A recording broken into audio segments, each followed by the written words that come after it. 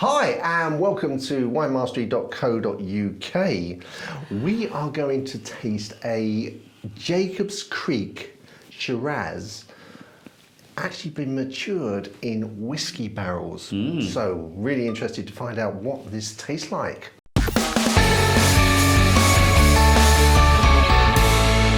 My name is John Lightfoot and you are? I'm John Murphy.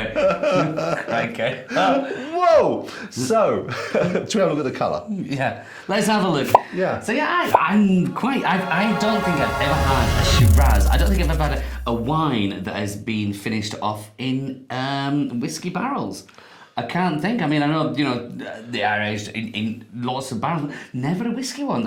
You're leading me to new things here, John. I think we have tasted one other wine that's been in a whiskey barrel. I don't think it's Shiraz, but I can't remember, but I just seem to recall having one other wine in a whiskey.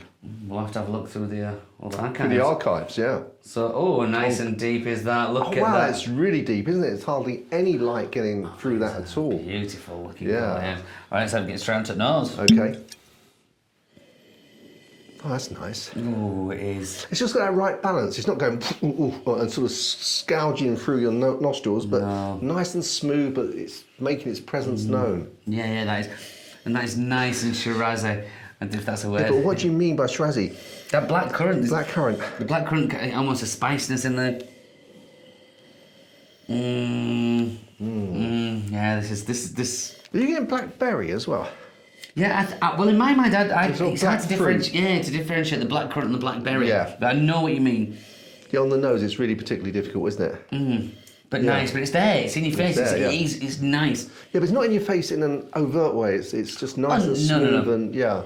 But in the same vein, you don't have to go and find it. No, you're not. It's coming to you. Yes, absolutely. Right, let's have a go on the old Taste.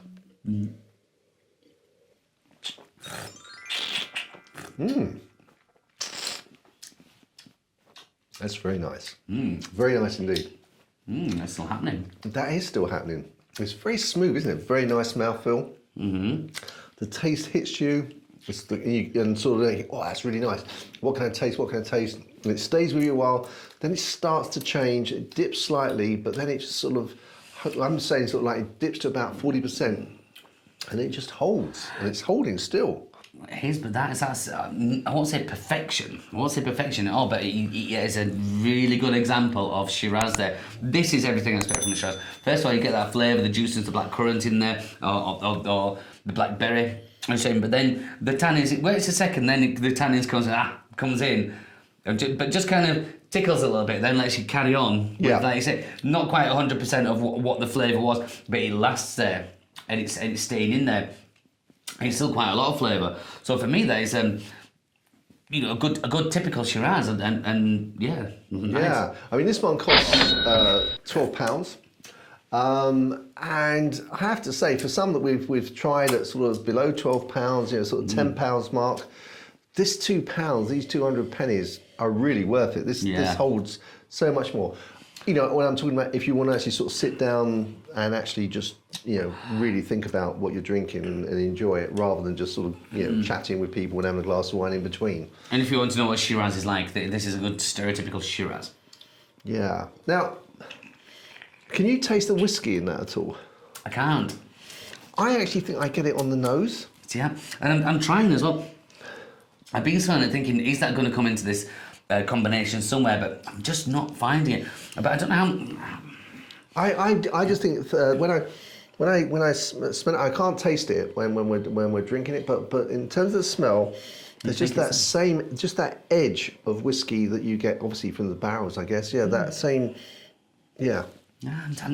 I'd like to do. But yeah, but you can't. Well, maybe I'm imagining it, but. It might be because you said whiskey. I mean, how many times have we said this before? When a word is mentioned and when you're drinking or you have a good smell of it, that something can influence you immediately. So it might be the name on there that's getting you, but I'm not getting it. Without being sweet, in terms of cloying and sweet. When I just took a mouthful there, I thought, you know what? I feel like I could almost chew this. Yeah, you know what I mean. And then, that's brilliant because that is how a Shiraz should be. Yeah. If you're getting that kind of big chewiness, then it's done its job. Right. Well, it certainly did that to me. It's really, you just want to devour it. I know what you mean.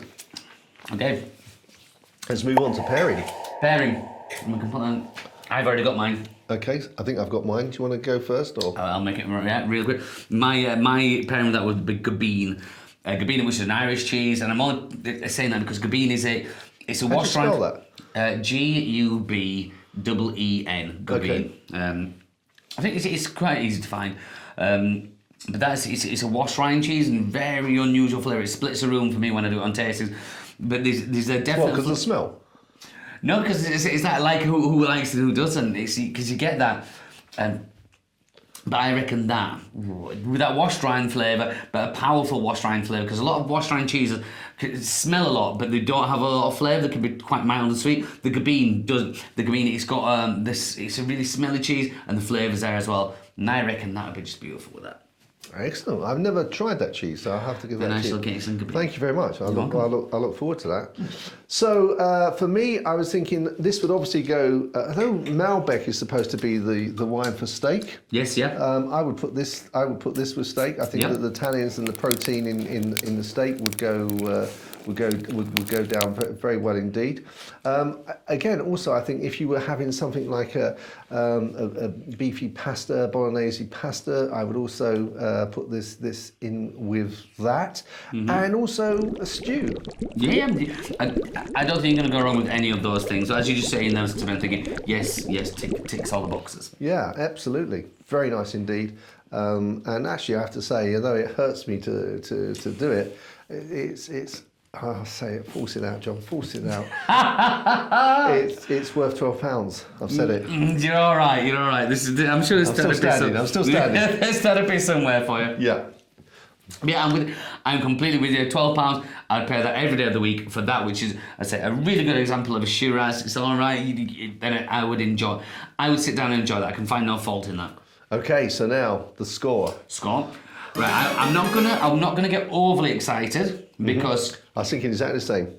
Well, it's a good example of a Shiraz. Good price. I've really enjoyed it, but I've obviously had better wine, so I'm gonna stick that at 83, and I'm confident with that price. Okay, exactly my score. Wow. Yeah, exactly. Wow. Good. Whoa. So if you've tried this, give us a comment. If you're about to try it, when you have tried it, give us a comment below. If there are any other Shiraz you think that we should try that you feel are better than this or better price point and worth the money, then also let us know. We look forward to giving those a try. So until the next time, guys, we look forward to seeing you in the next video. Until then, chin chin, be happy, be healthy. Chin chin.